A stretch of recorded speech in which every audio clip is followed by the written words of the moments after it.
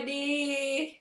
Happy Sunday. Happy Sunday. I'm so sorry about just joining. We had a bit of a network glitch and we're just able to resolve it now, and just hoping that it stays this way throughout the video so that there's no cut in between. Every say hello because you're raising your head. Hello everybody. Okay.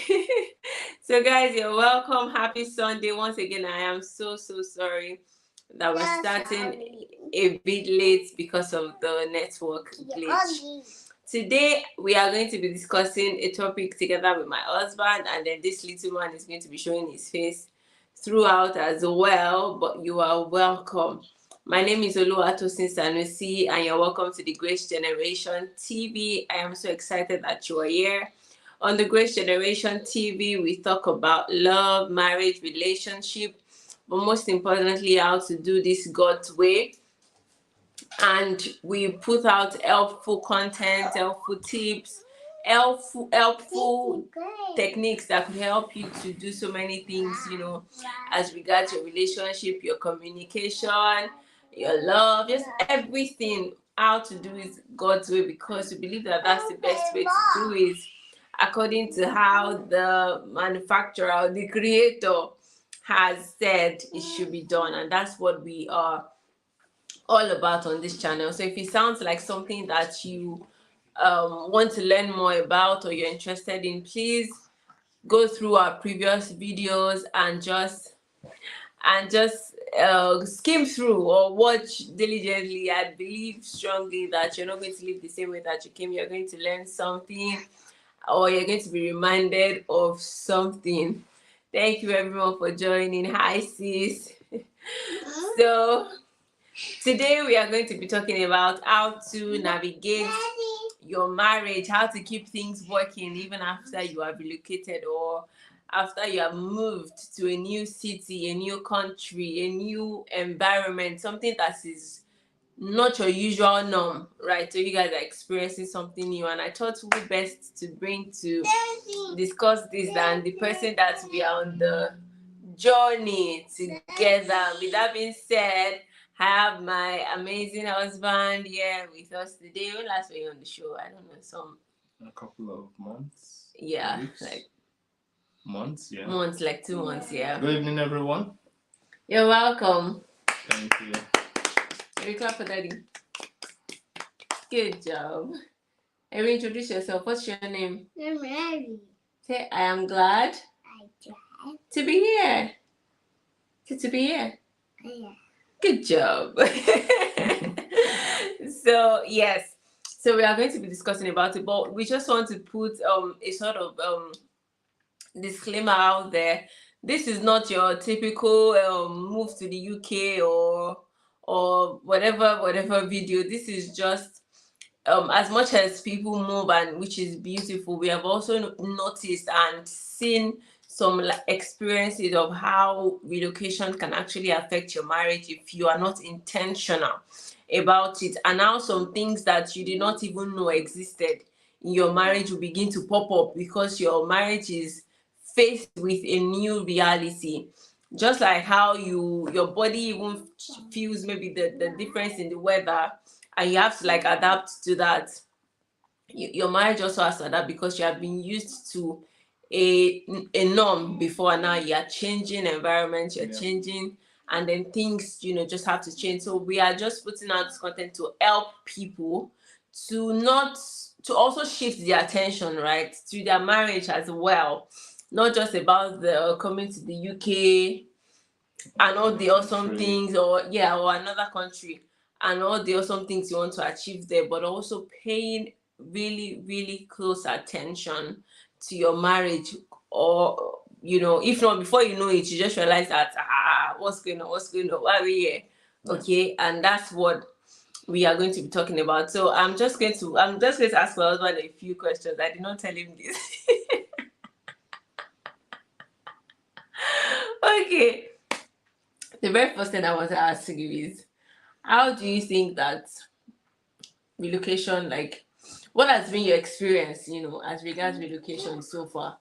as regards marriage, do you think like it's a big deal, or do you think it's something that people have to like pay attention to, or wing it? You know. Thank you once again for having me here. You're welcome.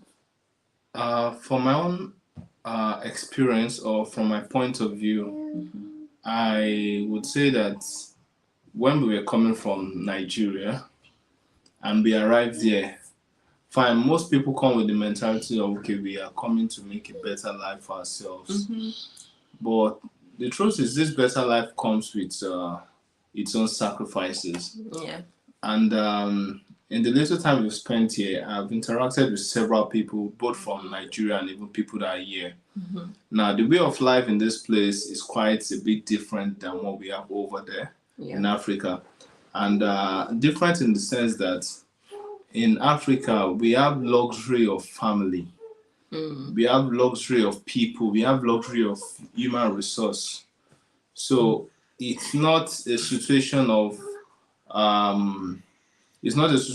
you sacrificing so much to have people around. But for a country like this, every moment, every minute, every hour you see someone sacrifice to be with you or to be around you is costing them some penny or pounds. That's what the norm here, because they get paid per hour. So that is why you rarely see. You might be with someone in the same state, in the same country, in all this Western world, and you might not see yourself in a year, and you're someone that you would naturally see almost every month back in Africa. But the factor here is not because they don't care, but it's just because they are paying for every time they sacrifice to be with you. The same way it is in marriage. So one of the things I realized was that I had to pick, just like they would say, pick a struggle. You have to pick which struggle you want to be your priority.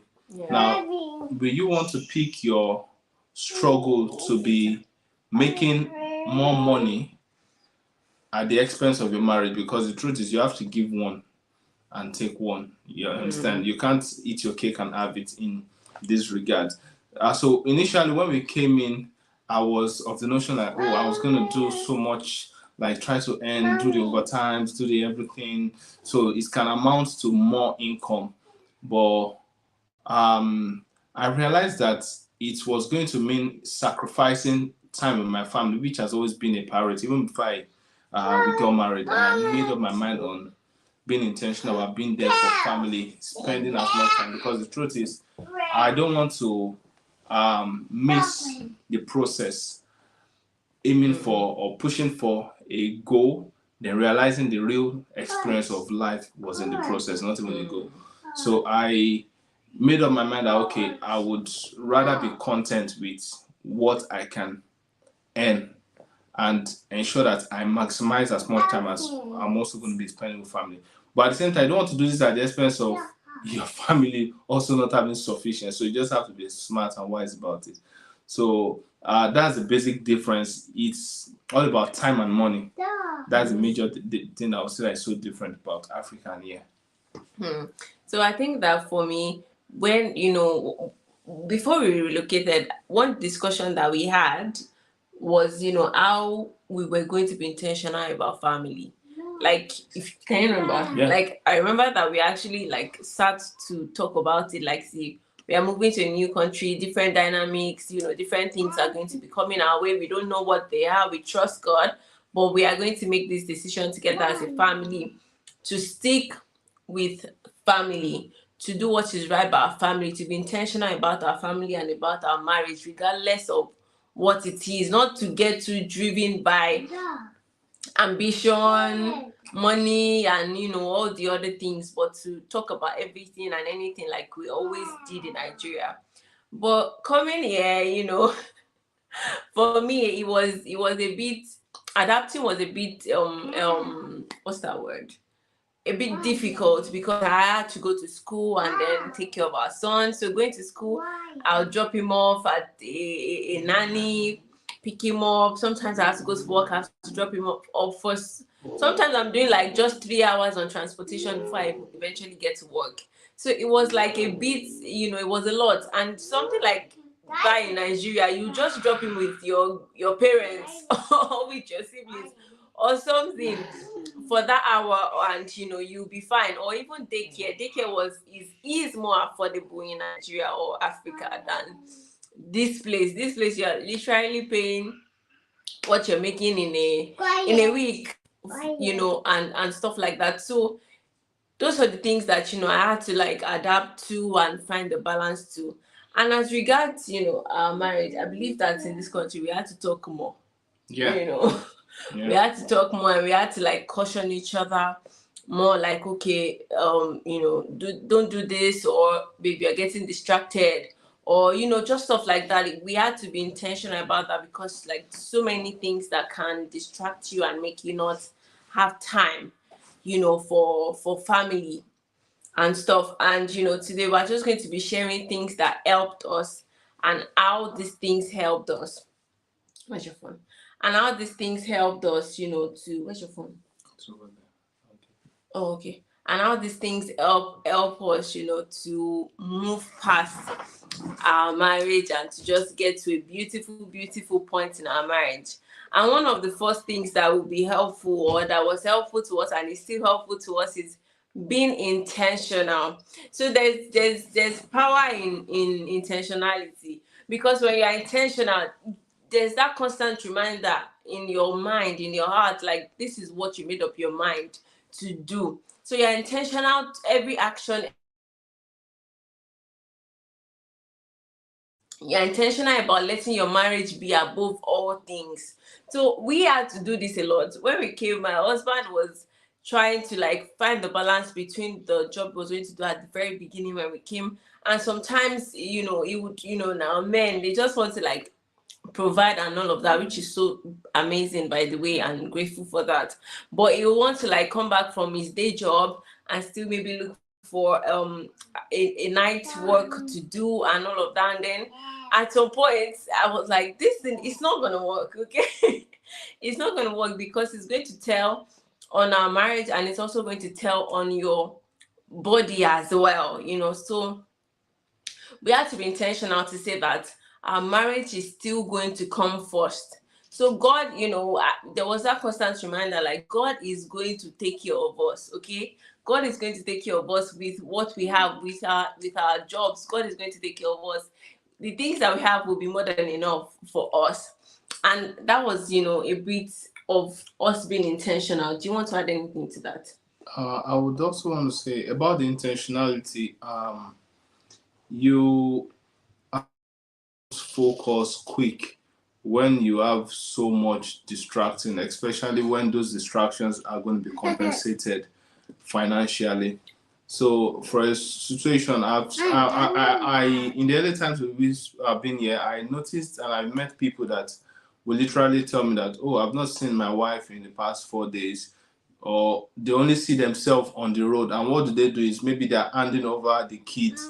Okay, the husband is coming back from night duty, and the wife is going for day duty, and she's handing over the kids or the family or something to the husband at the bus stop. Okay, take care of yourself. And the husband is, you understand, going home, and the wife is going out. And in the evening, when the wife is coming back home, that's when the husband is going back to work. And these things take a toll. Before you know it, you realize that there's so much. And we are humans. We are the kind of people, like, humans want to communicate. So you spending days away from your spouse, there are lots of conversations that you want to share, especially, for example, if you're someone that loves to talk, maybe quality time. You realize that you are beginning to have someone else you're having that quality time with. Maybe at work. Maybe at work, because the time you will have spent talking to your spouse, you've not seen them in days, and you want to talk. So you're already talking to someone at work, and all these things can add up to change your system. So you just have to be intentional. Okay, what do we want to do about this?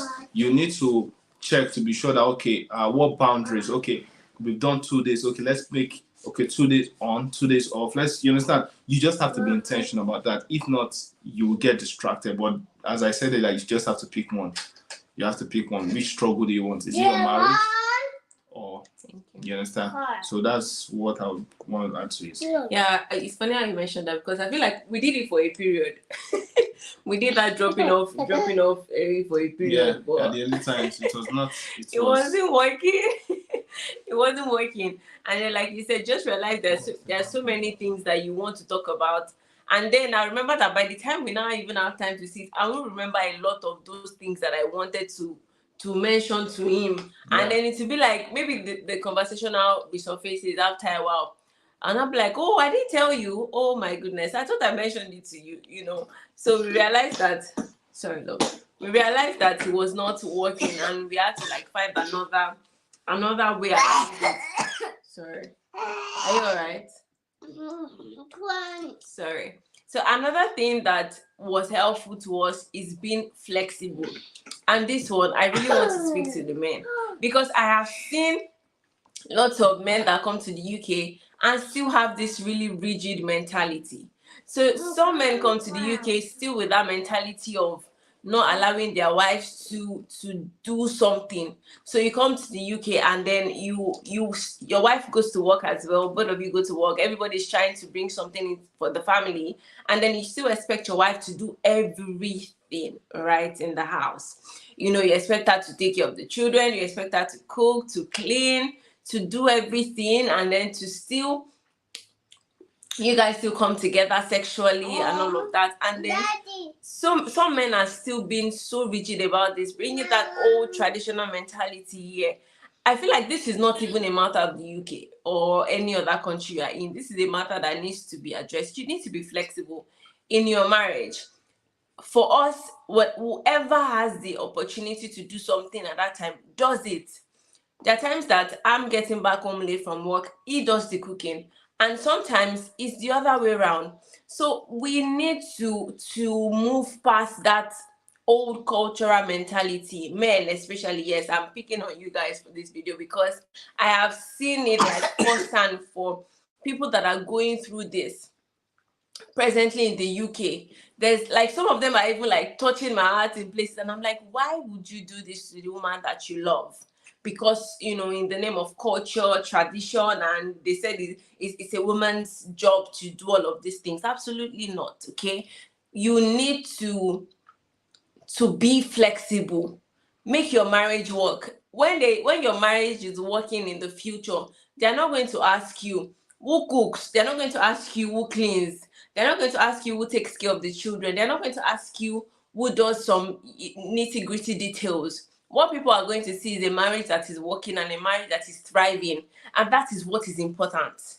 You are coming together as a team to make things work. It's teamwork. One person is doing this, one person is doing that. Not even all of the 100% to one person to carry. Their shoulders will crack now after a while, right? So you have to be flexible. And I thought to mention that because that one I have seen a lot of men doing that, you know. Yeah, and even in other countries, and so many pained women, you know, on this situation. Is there anything you want to add to that? Thank you.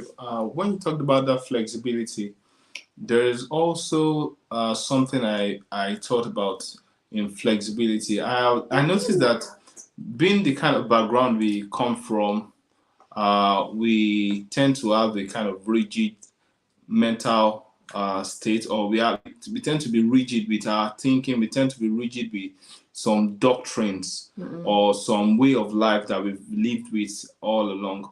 But the most important thing I feel that is to be noted for families is when you're trying to be flexible, try to understudy your environment, try to study the culture, try to understudy the people you are now with, see their way of life.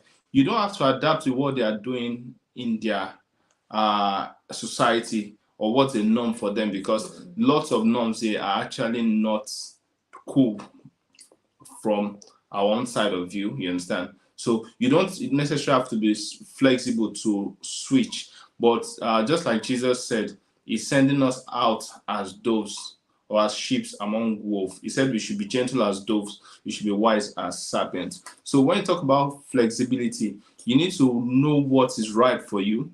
You need to know what is not right for you.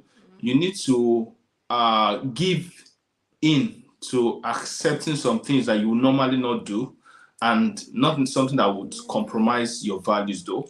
But there are things that you would normally not do. Let's be in Africa, but you need to be flexible about doing them now, or practicing, or being intentional about giving into them. You understand? And there are some things that you would normally do that you need to let go of. Like, for example, financially, you are the type that, okay, you want to, let's say cooking, let's say food. You are the type that you love to spend, you love to have all the let's say all the bokotos and the likes. Your food must be very, very bulky and rich and fine. It's not that you shouldn't eat rich, but you have to also check, because literally some things are quite expensive. So when you're looking at the financial aspect, you need to be flexible. Okay, you need to start adopting, okay, what food would be sustainable. Okay, we can have a mix of our African on so days. Then you can also try to start adopting new food. I've seen people that will be like, for example, someone sitting beside me, it took her a while before she was like, okay, I'll come up with, this is a new meal. This is a British What meal. kind of shit is that? Someone sitting beside me. Who else is sitting beside me? Wow. Wow. Yeah, Just because wow. for me, I've always loved trying new food. So let's say flexibility in food, for example. I want to weigh the options. Which is more sustainable? Is it sticking with what we've been doing, or the things that we love to eat, the things that we love to do? But yeah, we've seen it that it's not financially wise to keep doing them.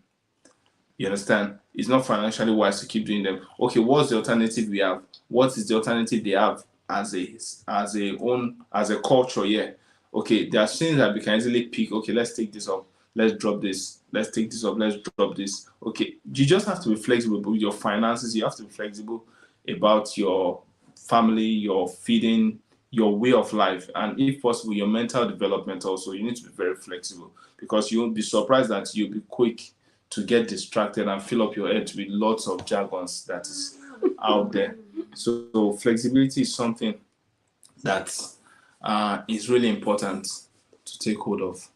Thank you so much. Thank you so much. Thank you for the shade that you also threw to me. You're welcome. I really appreciate it, and I assure you that I shall be back in full force. Okay, the third thing that you need to do to be able to navigate your marriage and keep things working is communication. You need to communicate. You need to talk, talk, talk, talk, talk.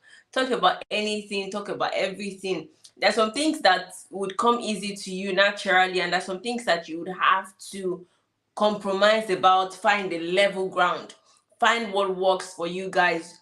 And the only way that you're going to discover that is when you communicate over and over and over and over and over and over again, before you eventually get to that point where you're like, okay, this is what works for us. So when we say be flexible, ways that you can also be flexible is to communicate.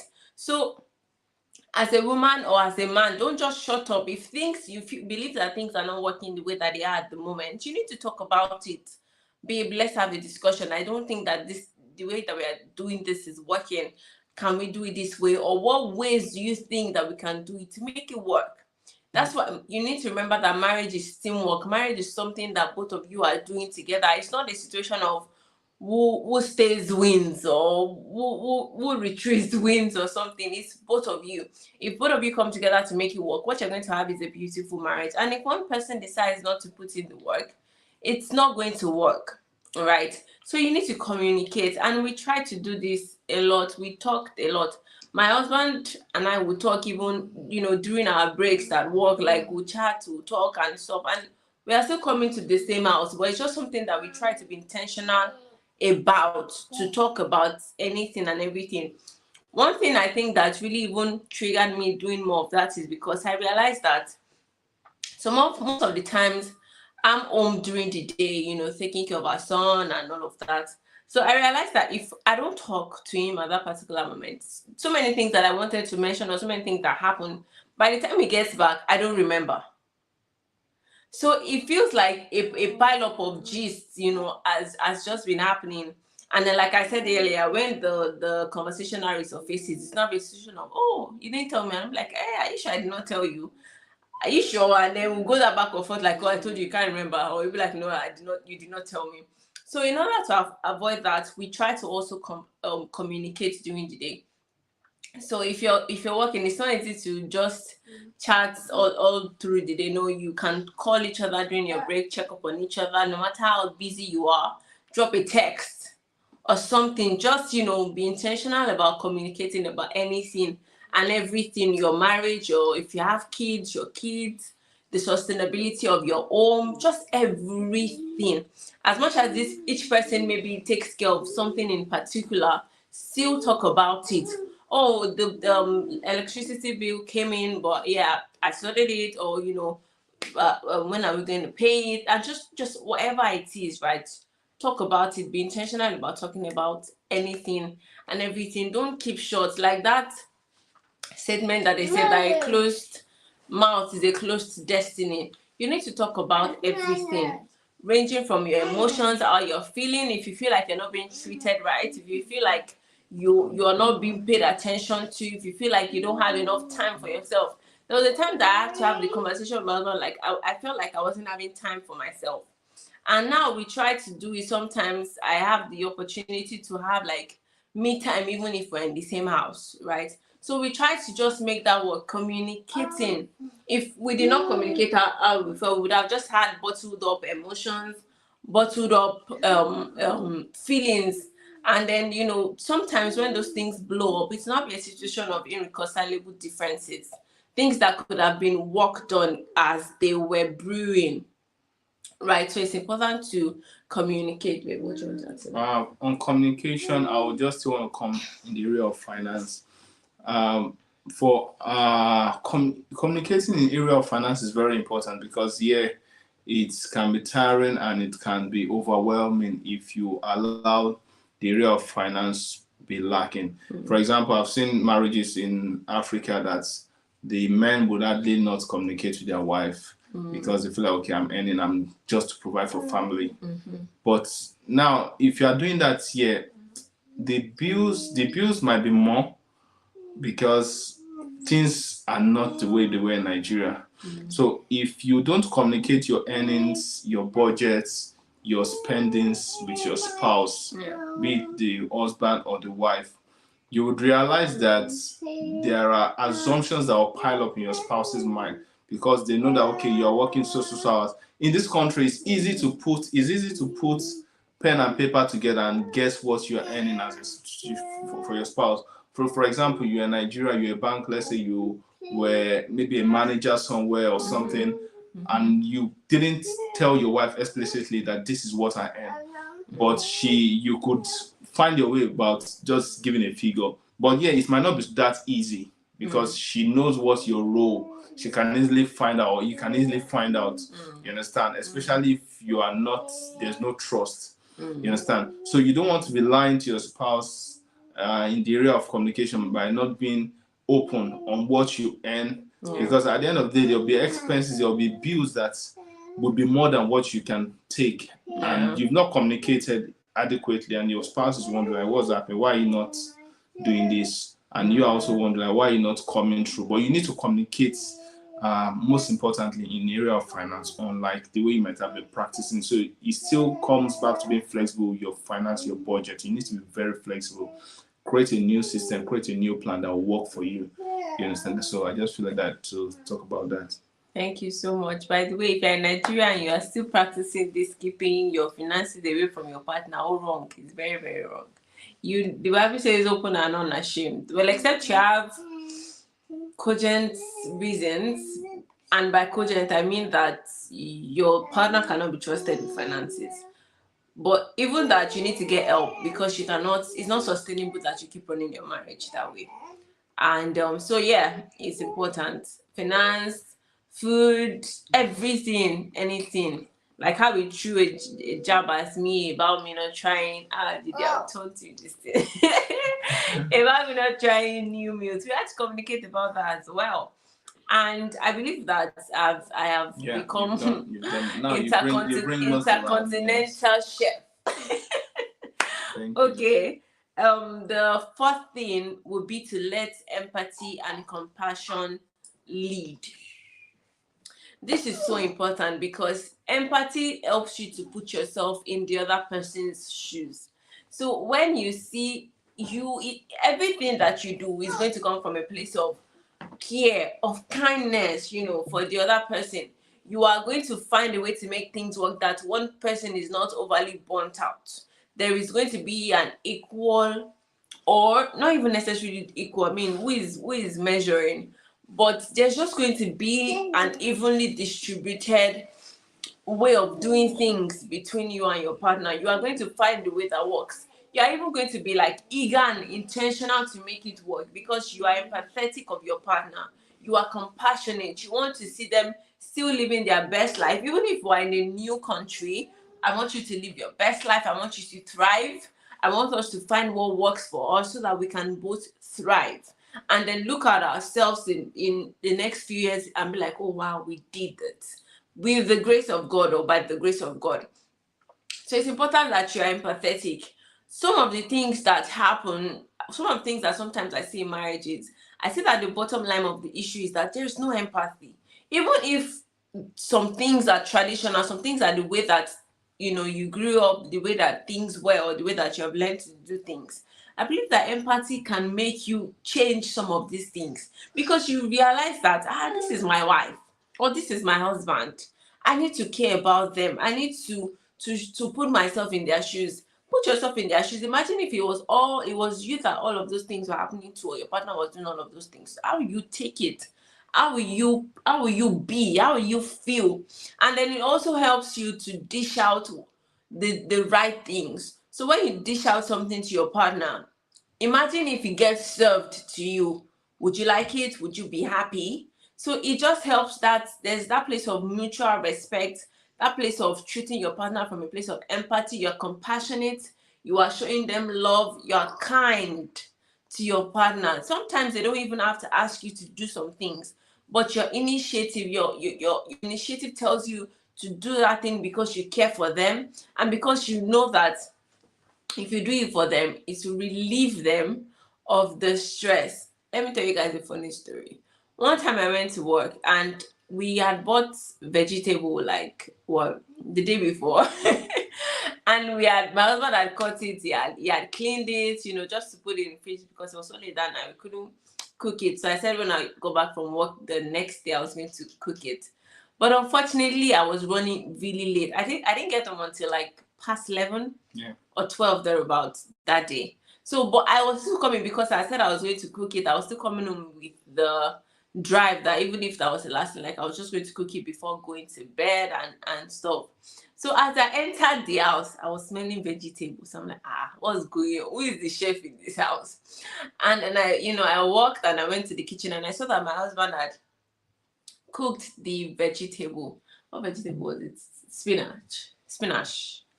Anyway, and he had cooked it. And first of all, I mean, you guys, I should have been excited, like, oh my God, you have relieved my stress, you have relieved me. I can just eat and go to bed. But somehow I was not happy because I had the way that I was going to cook it. I had the way I was going to fry the pepper. Which you didn't communicate to me. Because you were trying to surprise me by cooking it. That's lack of communication. So you guys see, he didn't tell me that I was going to try to cook the vegetable. So me, I was coming home with that. It was delicious though. It was. My friends attested to that, which I feel like they were just trying to make him happy. I did. I told them. Anyway, so I was not happy because I had already had the way I wanted to do it, the way that I wanted to fry the sauce, put this, put that, and all of that. But my husband has cooked it, and he didn't mention because he was trying to surprise me. But I also didn't know he was going to cook. So if I had the a little hint of that, I would have told him. If I was, I know how I do all those things. But when I know he's trying to surprise me, I use hints to tell him how I actually want that thing to be, so that he's able to get it the way that I want. But this one, we had no clue. So there was that miscommunication. It was supposed to be a thing of, oh my God, babe, thank you so much. But it was more of, babe, you not fry the sauce like this.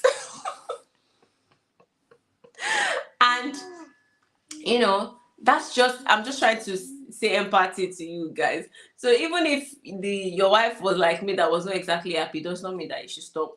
By the time I like went upstairs, I realized like, oh my god, like it just actually relieved me. We're going to eat it however way we made it, and it's going to be amazing, and we are going to enjoy it. But the fact that the thought was actually to relieve me of that stress, not coming back home that late and then still going to the kitchen to make something, was became more important than the way that I cooked it. I intentionally made it more important than the way that I cooked it.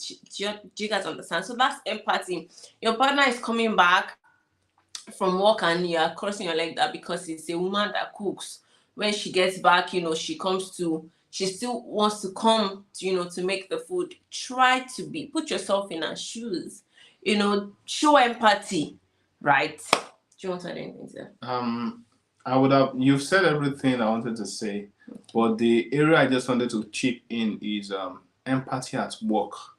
Now, many people, you get to see many people doing the work they are not happy doing the job, the occupation they would not pray to have even their enemies do, but they are doing this because that's what's on ground or they're trying to provide.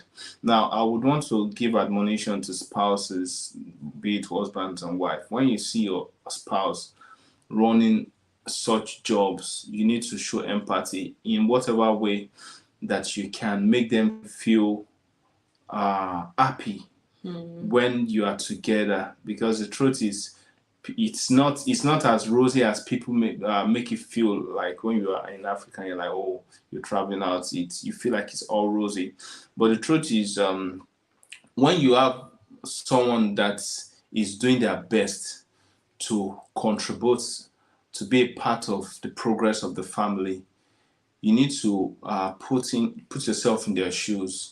Try to imagine what they are going through at that place of work or out there. You see some people like during the winter. I saw people like in the cold doing things, and I was like, really?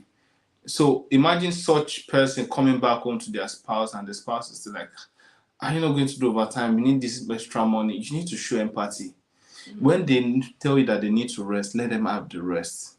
When they tell you that they might not be able to go the extra mile this on a certain week, on a certain period, just let them have it.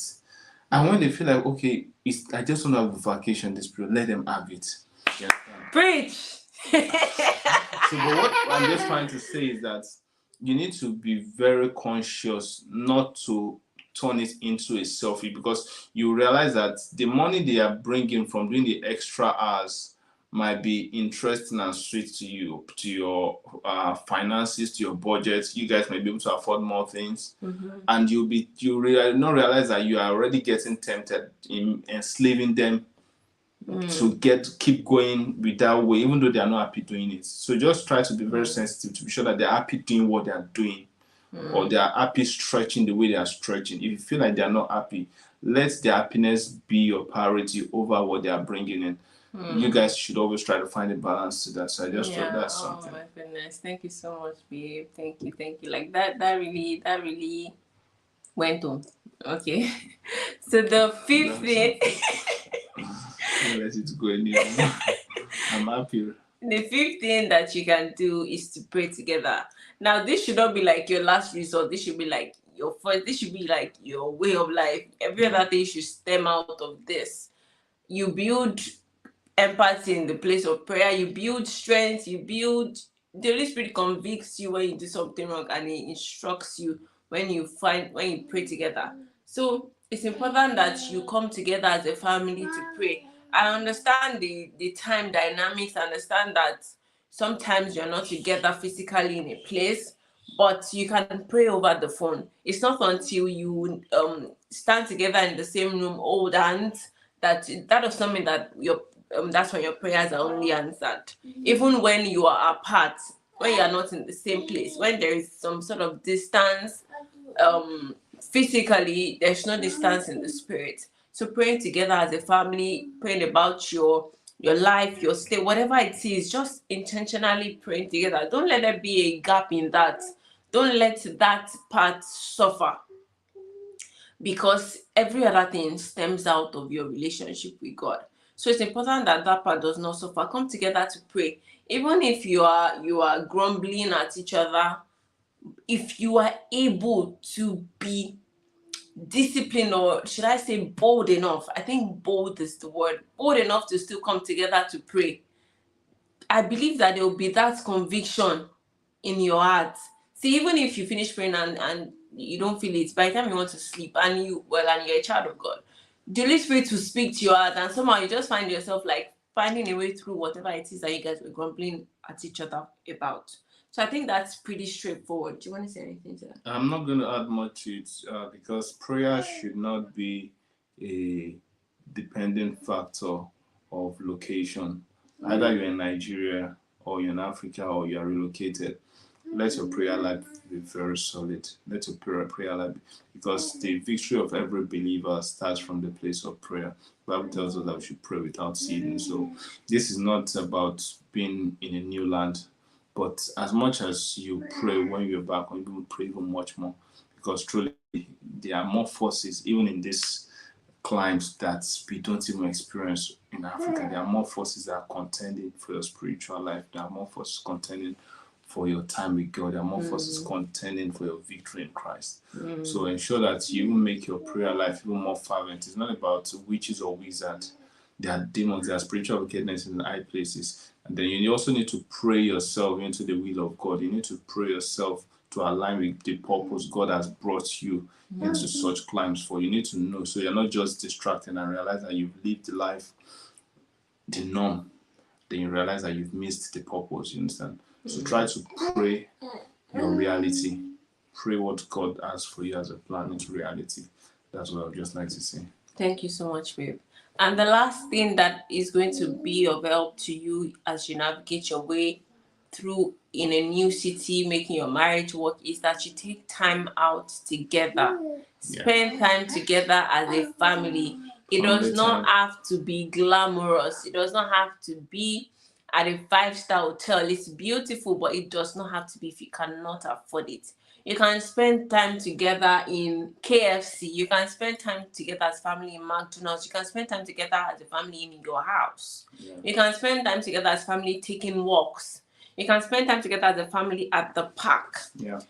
There's so many opportunities in this place that don't even require you to spend like that. Almost every house for the UK that I know, I don't really know about other countries, but almost every house you have, there will be a park in your street or in the next street. Just there will be a park within a walking distance. That I know about the UK. So you can always walk to the park, talk, take walks in the evening. If you don't have kids yet, maximize that time. Take time out together, eat out sometimes. Like I said, it does not have to be the expensive restaurants. It could be the very affordable ones that you still have time to bond, have time to talk. And you could order in food. Okay, order in food, play a movie, eat, gist, laugh, have bedtime conversations. Just talk and intentionally enjoy each other's time, each other's presence, each other's company. That helps your marriage. That solidifies your love. It builds your love. You are looking forward to the next time you guys are going to talk. You are looking forward to the next time you guys are going to have time together. And if you're married, yes, take time. I mean, if you have kids, also spend that time with your children. But if you can afford putting your children somewhere, if you have family, once in a while, one night, 2 days, depending on who you are putting them with, take time out, you and your husband, or you and your wife, and go somewhere. Okay, go somewhere. It doesn't have to be vacation. It could just be a staycation. Okay, one night at an hotel. Just both of you talk, gist, laugh, eat, and just have fun. By the time you come out of that, you would, even when you're having issues, you have something to look forward to. Like, oh my goodness, I miss when we went to this place. I miss when we went to that place. And you genuinely like miss each other. And when that happens, you are intentional to create another opportunity to spend so much time together with each other as well. And I really, really believe that this helps. Last thing I didn't have here is also to spend time with yourself. Have me time. have time for yourself as well. Have a time that's, it's just you in your awesomeness. Enjoy your awesomeness. If you can do that by taking walks, however way you can make that work. Just have me time once in a while as well. It helps your sanity. That's the word. Do you want to add anything to that? I think I'm good. You've said it all. Ah, thanks, babe. So I believe that these 7 things would be so helpful to you as you navigate.